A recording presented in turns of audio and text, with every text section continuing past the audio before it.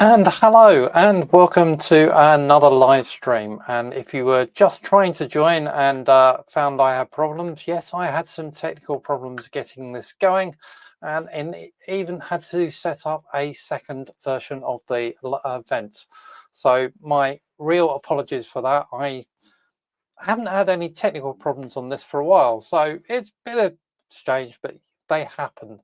And going live when you're doing this thing on your own, it can be a little trickier to get going. So my apologies if you were trying to watch what was going on and saying, oh, well, hang on, what's he doing there? Why has it all gone horribly wrong? Yes, it did go horribly wrong, but we're back, we're live. We've got no viewers, so hopefully some people will join. But anyway, I'm live, we're up, and we can get going on the event. So welcome and thank you very much for joining. On today's live show, a catch up as always on new and exciting stuff going on from Raspberry Pi and Pico news. Some fabulous projects, some of which are mine, plus some chat around my own projects and a sneak peek at some holiday special projects too. So stay tuned for all that. And of course, I'll also give you a bit of background information on what's going on the channel, what my plans are, places I might be, all of that sort of stuff. So hi. I'm John, your concierge to the world of the Raspberry Pi Pico, Pico 2, IoT, robotics, and any other fun tech that I can find to share with you guys. And this is my live stream. It's a little bit more relaxed. We're not going to be quite so focused into a specific function or a specific project as we would be in my detailed sort of vlogs, but so this is, you know, a bit of a chat, and it's a bit more interactive as well because we've got this chat service on here. You can ask questions, you can tell me where you're coming from and where you are based, because I'm always interested in where people are and what's going on. So all of that's really good for me to know. So if it is your first time watching my channel, then thank you very much for joining. Remember to subscribe and see all the other great stuff I've got. And if you're returning and coming back, thank you very much for coming back. I do appreciate it. And, you know, please hit those like buttons and subscribe buttons. They all help. So let's get, oh, my computer's being a bit slow. So I'm dual streaming this today. So we are not only going across Dr. Jon EA in portrait and landscape versions. There's a first for me. I haven't tried that before. But I've also dual streaming it onto DevEco's YouTube channel. DevEco is a great community across started in the world of Discord, but actually it's now expanded across LinkedIn, across YouTube, across its own websites. It's a great community of developers where you can get some advice, some help, chat about your projects, chat about stuff going on in the world. Yeah, join them. They're an interesting bunch, and I'm happily have a channel there that I talk on and keep people going. So hello mate, thank you very much for commenting. Do let me know where you're commenting from. I always appreciate that. It's always nice to know. I'm of course here in this cold wet world of the UK, but no, that be life. Right, next slide please. Come on, PowerPoint. So how are you doing and how's life going in your projects? I hope you're all doing well and things are going well for you. You know, I'm sort of catching up a bit here because I've actually ended up having 2 weeks out with flu. So if you're going through flu season, my apologies and, you know, my commiserations, because yeah, I've just been through it too, and it is time consuming and annoying. but hopefully I'm back and I've got enough voice to do what I do and share stuff with you guys on YouTube, because you don't really want to hear me coughing, do you? So what are we going to talk about today? What's on the agenda for today's show? Well, of course, it's largely the agenda, though I'm starting to modify it a bit and expand it, which is good. So we're going to, of course, talk about Pico news, though it's been quiet, so not a lot to talk about in that section. I thought I'd start talking about some of the tools, because I actually bought a new tool this month. So have a look at new tools. Projects, some of my projects and things, so that's good. What's going on around the channel at Dr Jon EA, and Q&A as well later on the show. So thank you very much, Roger, for joining from Lebanon. Welcome. Always good. Lebanon, that must be a bit warmer than it is here, which might be nice. I don't have a sponsor for my current channel. I'm always open to sponsorship. Sponsors help me keep this stuff coming and happening. So, you know, if you or your company would like to sponsor and get a message out there, please do get in touch with me and we can sort that out. And I can share lots of stuff around what my audience is and all of that great stuff. Just drop me an email. So let's get into the exciting world of the news. There we are. We're going to the news. So what's going on in the world of Pico at the moment? What's exciting stuff? Well, it's kind of a bit quiet. There is a good story out there, though, that I picked up on that I quite liked. So from time to time, I talk about Visual Studio Code and the Pico extension to Visual Studio Code, which is kind of the easiest way to get and start developing in this space. Now, they've expanded that because, you know, I tend to work on the world of C and C++. I know other people use MicroPython, both of which are supported by VS Code. But we've now got Rust supported as well. So you can create your Rust project directly in VS Code and work on that, which is really, really cool. And good to have and good to play with. So really nice that, and I've played with Rust in the past. You can find some of my videos talking about Rust. They're good things to have a look at. And yeah, Rust support now on VS Code Pico extension. Also on the Pico Code extension, we have how do you pronounce it? Zephy. And this is an RTOS, a real-time operating system that is now supported, so you can set up all the project. Now, Zephy or Zephyr uses some additional tooling to build projects. So actually having this in VS Code is probably quite a good idea. It's certainly one that I've thought about trying and playing with, because most of my stuff, as you'll probably know on the channel, I tend to work with FreeRTOS kernel a lot, but there are other RTOSs around, and having support for another one might be quite interesting. And also having the tooling and toolchain all set up for you might be helpful, because actually getting the toolchain set up, particularly for this RTOS, I think is a little bit painful.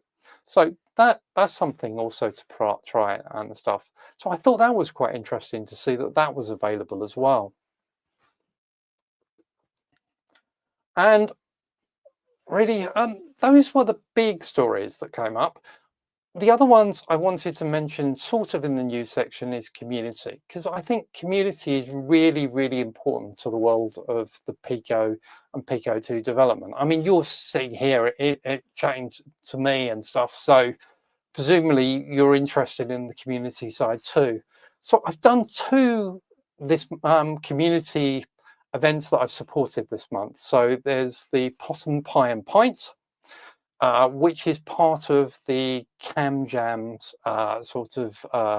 or Cambridge Raspberry Pi sort of events.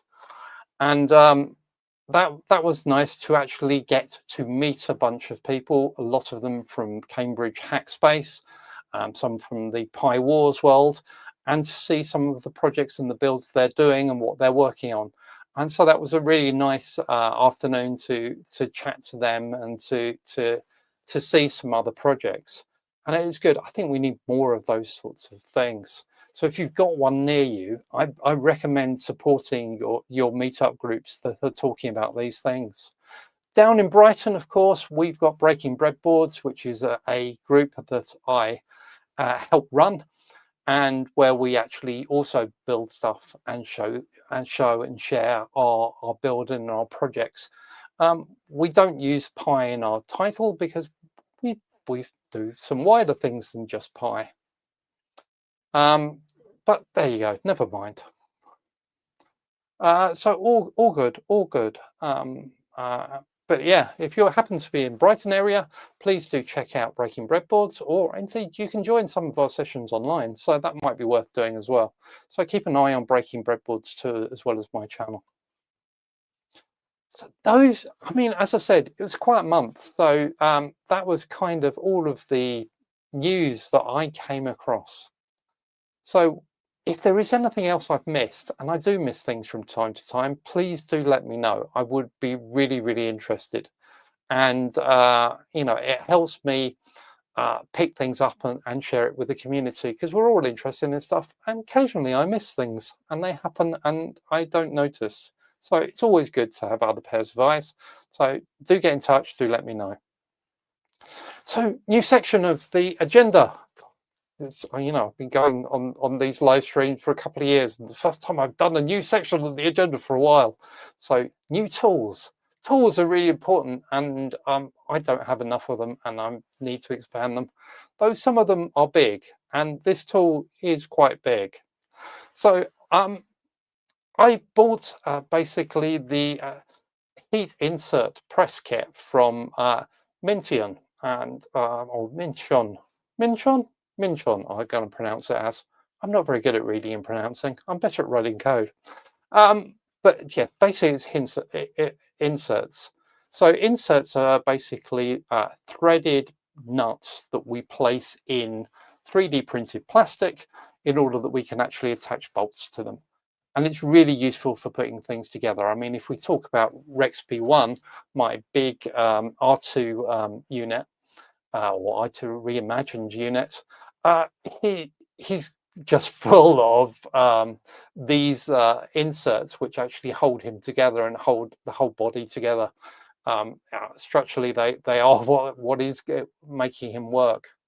And I've been on a bit of a journey with these inserts, because I started very much just using my soldering iron to just push them in, and saying, well, why would I spend out money buying specialist ends for my soldering iron to be able to push these in? And then realized that, well, every time you push them in, you pull them out again, because they get stuck or they get skewed and get pulled to one side and all of that. So I ended up then spending some money and buying a proper insert end to the soldering iron so I could push them in. But then with some of them, the importance is that they really are in square and exactly the right place. And doing that by hand with a soldering iron, I was finding I was skewing things a bit. So, you know, that's what really this whole, oh, look, here it is, this whole press is, that actually I can truly push these pieces in exactly square, because I've got a perfect linear rail here going completely vertically straight in. Sorry, I'm just trying to work out whether I've got the camera in, but pushing straight in, so to actually push them down. I might do a video on it. Would you like a video on it? Please let me know if you'd like a video on them on it, and I can talk a little bit about, yeah, my journey on this. I've done one piece of 3D printing with the press so far, and I think I need to practice a bit, because it was okay, but I didn't, well, most of them were okay. They weren't all okay, because I sort of got it a little wrong. So I think, like all tools, it probably takes a little bit of practice. So we'll see. But anyway, new tool. Is new tools a good section to have in the content of my live stream? Let me know, or see if I keep it in or not. So projects, what's going on in projects? Well, I always start by talking about the projects that I've got out there and what I've been sharing. So let's have a little chat through what my projects are. So I did a nice Pepper's Ghost Halloween special build. Didn't get a great deal of views on that one. So I think I did it a bit late for Halloween and things didn't go quite so well. And also, it looks so much better in reality than it does actually on video, which is kind of a problem. But I enjoyed it. Pepper's Ghost is something I've been wanting to play with for a while, and I got to play with it. And using an AMOLED screen from Waveshare, it really worked actually quite well. So yeah, if you get a chance, go back and have a look at that one. You could probably do a remix of it for Christmas, I think. Christmas Ghost, you know, Scrooge, Christmas Carol, all good stuff. I also had a look at DVI output, driving DVI from an RP2040, and I used a Waveshare board again that already had the hardware to drive that on board. That was interesting. I'm not sure whether I really want to ever drive video directly to a screen from an RP2040 device, but it was quite interesting how capable it is and how you can do it. And there are libraries out there to do it. And yeah, I'm sorry, I shared that on that video. Am I going to go back to it? I mean, I might actually, because there's one thing I noticed when I was doing it that I really missed, and that was to take what was a very basic graphics library that could draw a few things on the screen. I think I draw a few circles and lines and text, and actually use something that was actually a much more capable video and sort of a UI generation language, something like LVGL. And I do wonder whether I could actually put LVGL on top of that. And based on some work I've done recently, I think I can and could. So that I might go back and do that. I don't know. Again, anyone else be interested in that? Anyone else want to collaborate on that as a project? Please do get in touch. Be nice. It might be a good collaborative project to do with a few other people, actually. Hosting static sites on the Pico or Pico W. So this was a return to the world of Mongoose and web service. So running an embedded web service, of which Mongoose I think is probably the best you can get out there at the moment. And I have done quite a few videos on Mongoose in the past, but there was always that sort of question that I was given of, or I have been asked is, you know, actually, how do you do the static web pages? I think I might have skipped over it a little bit. And the answer is that Mongoose give you basically a pack utility. So in that video, I really talked through how to build the pack utility, how to use it, how we can actually then put static web pages and assets in. So that's how I can get all my JavaScript images, web pages that I'm going to build from and all of that. And most of the time I do use static web pages, and then I dynamically insert data into them using JavaScript, calling from a web service. That tends to be the architecture I've used with Mongoose for anything that's anything other than just a silly demo example.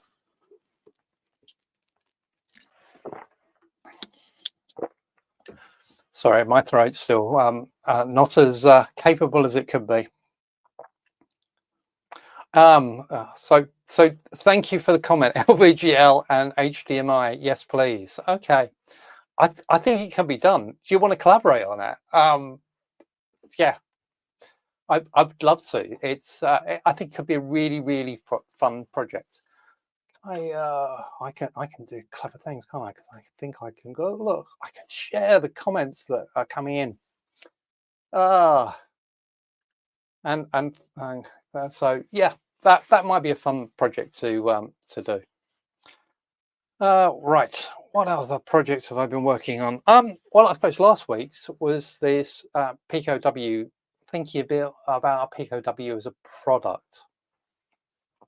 And really, I was thinking about Wi-Fi scanning because, if you get any product, the first thing you do is, you're going to set it up, and you don't go and type in what your Wi-Fi access point is. You go and scan for them, select the one from the menu, and then type in the password. Could we do the same thing on a Pico W? Well, absolutely, you can. And yeah, I did it and demonstrated it on a couple of examples. Putting it onto a web page with Mongoose and showing it with Mongoose, which was kind of interesting, and actually showing it in an embedded solution where I've actually built this and got it running inside a WaveShare screen. And you'll see a bit more of that in a few weeks' time.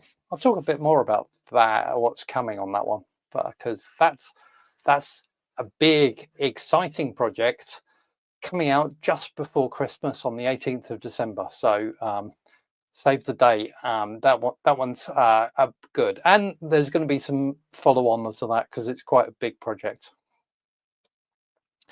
So those are the projects I've got out at the moment. I guess I really ought to, well, keep teasing you a little bit about what's coming on the 18th of December. So let me tease you a bit more. So I'm going to do a little bit of collaboration with these guys, those guys there, those guys up there. Yeah, they're up there. So this is John, who's Steamhead, Kevin, Kev Robots, and Dan, of course, a friend of the show. Dan Makes Things. Great YouTubers, all with their own style, all who build stuff with microcontrollers and embedded boards and stuff. So we're going to do a little bit of collaboration together. So we're doing basically a Secret Santa. We're all going to build a project for each other, and then we, go around the loop. So you all get to see what we build for each one, and what they think of it, which is kind of scary. A bit of a critique as it goes round. Yeah, so there'll be 4 brilliant videos. Hopefully they're out there on the 18th of December. So 18th of December, keep it free for the wonderful world of YouTube. There's going to be a good amount of content to watch, but if you watch all 4 of our videos and see what we get up to between us. And then, yes, mine is going to be big. It's going to be, of course, Pico based, actually Pico 2W based, plus another RP2040 board as well.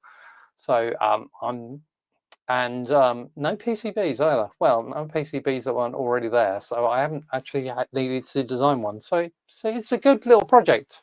Keep watching, keep that date in the diary. That'll be fun. Meanwhile, I am returning to working on RexB1, my R2 droid reimagined, and doing some work on him. Probably know that release 1 of RexB1 is out there. You can go and get the project. Sorry, it is actually behind a little paywall, asking people just to pay a little bit to get into the RexB1 project.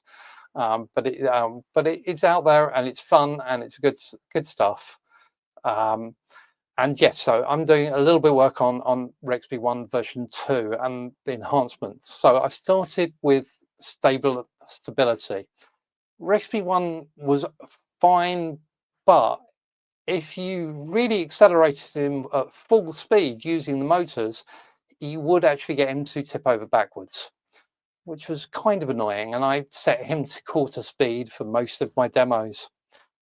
So I've now fixed the stability issue, which ended up being just extending the ankle joints by 2 centimeters to give him a little bit more height at the back so that weight's in a better place.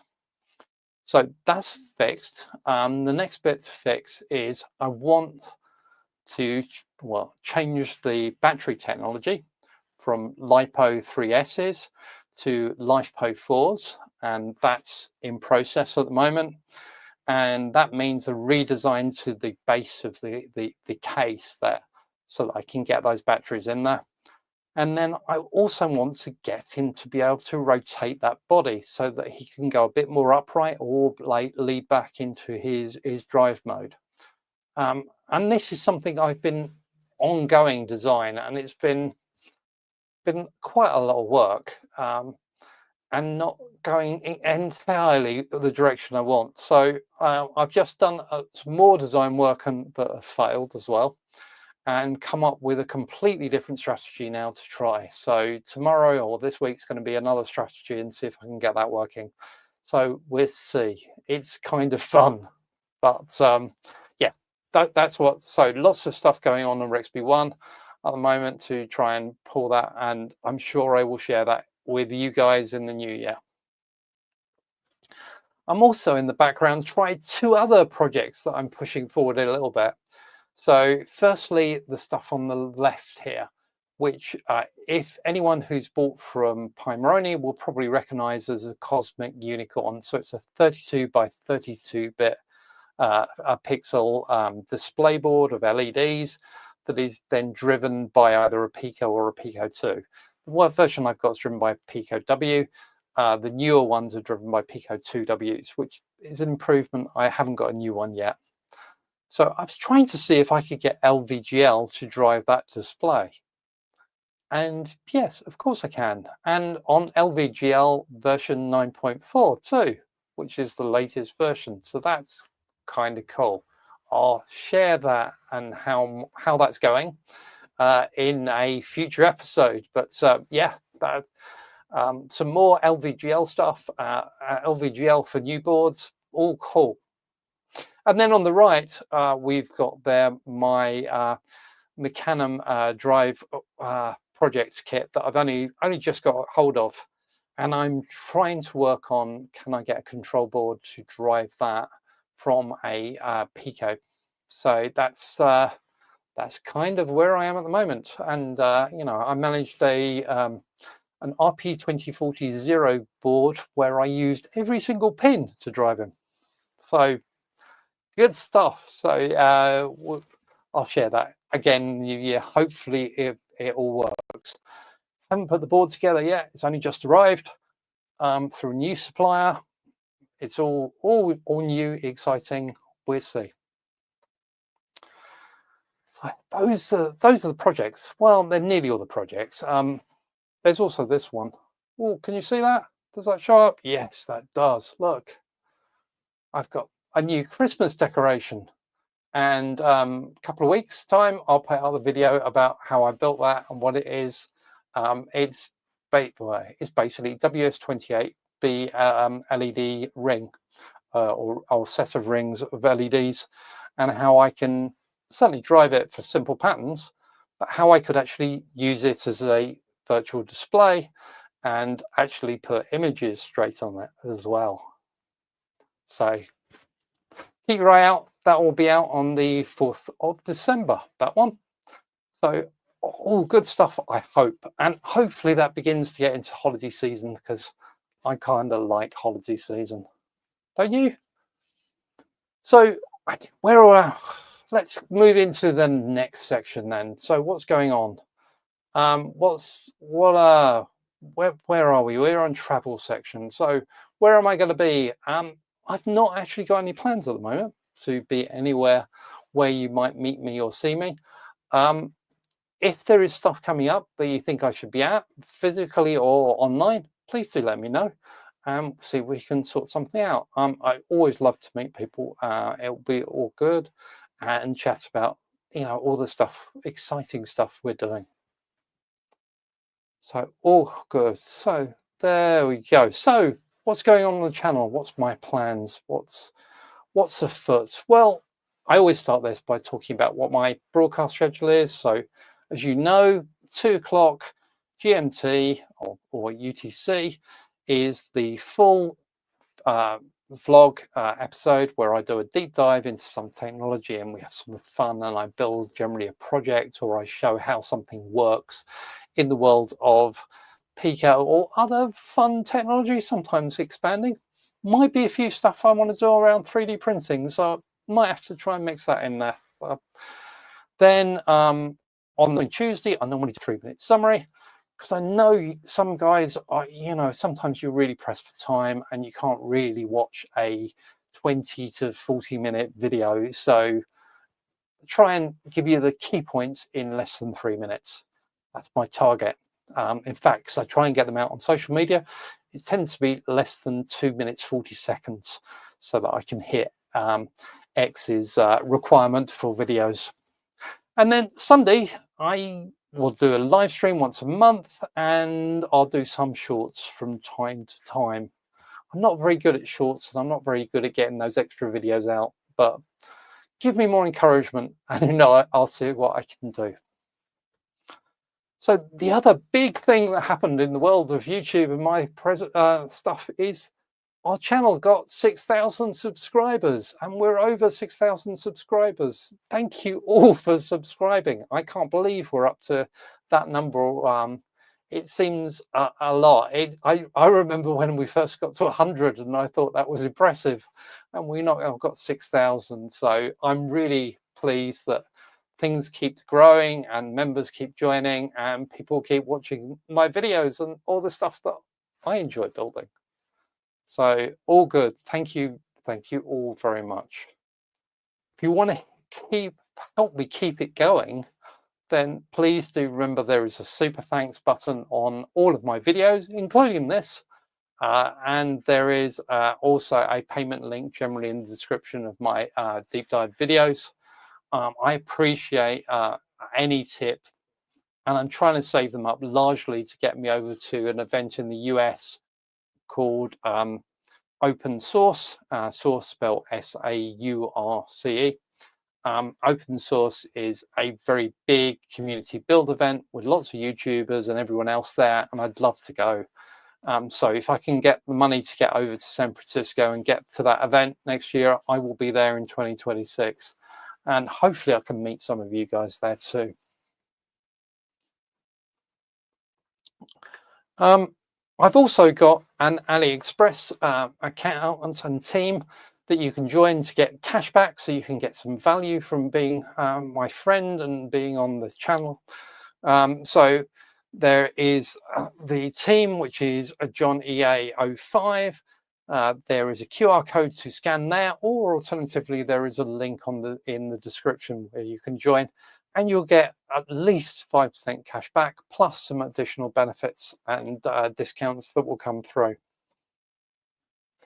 And I've got my Udemy courses out there. So I've got 5 Udemy courses on the world of Pico that you might be interested in.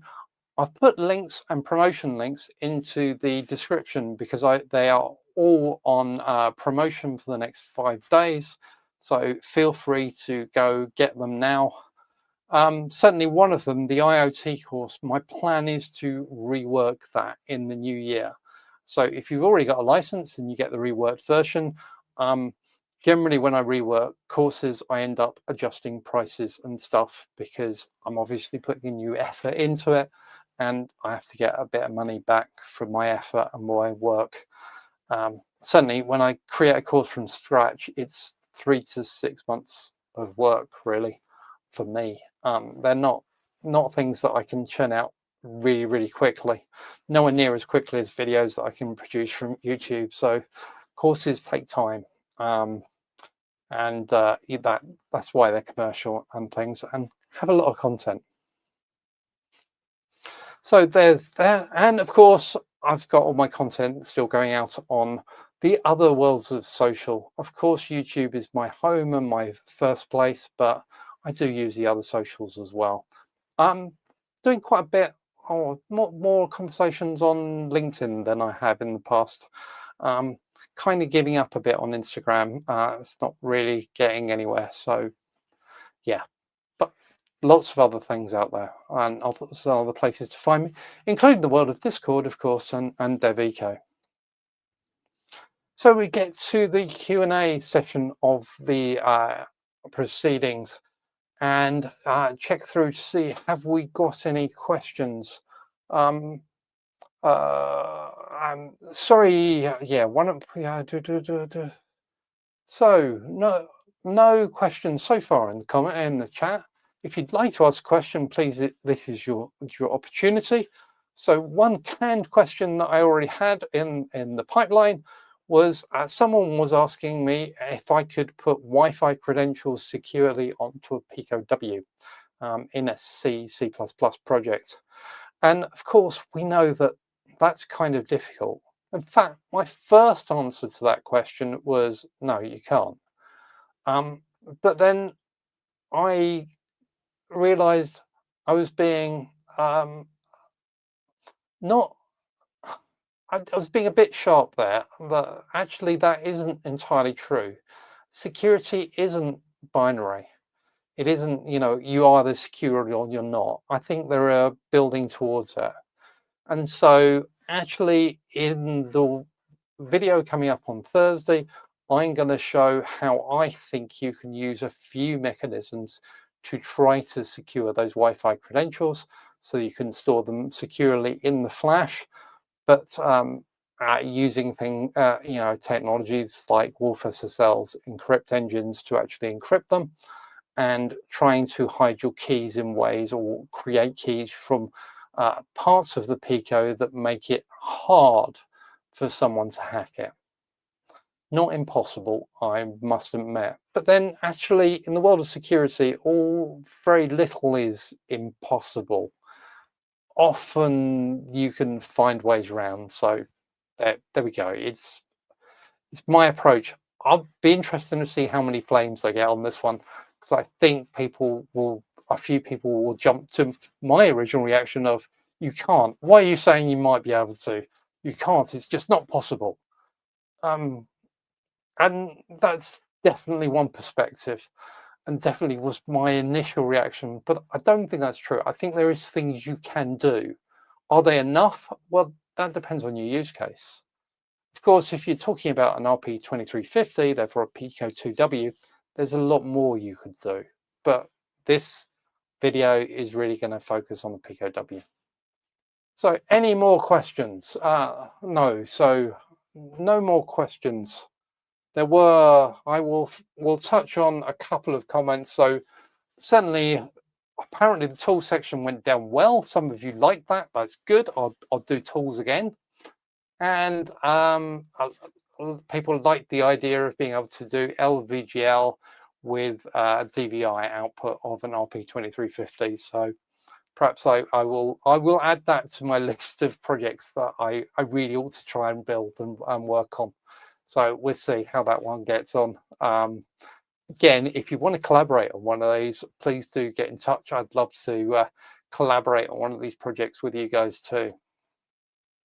So that brings us towards the end of the show, and for me to basically say thank you very much for watching. I'm going to do a new an end of year live show, live stream. I've done that previously between Christmas and New Year, and I've got that in the diary at the moment for the 28th of December. So you're all, I'm sure, be really relaxed over that period, and I will look forward to having a good old chat as we do an end of the year catch up. Might put some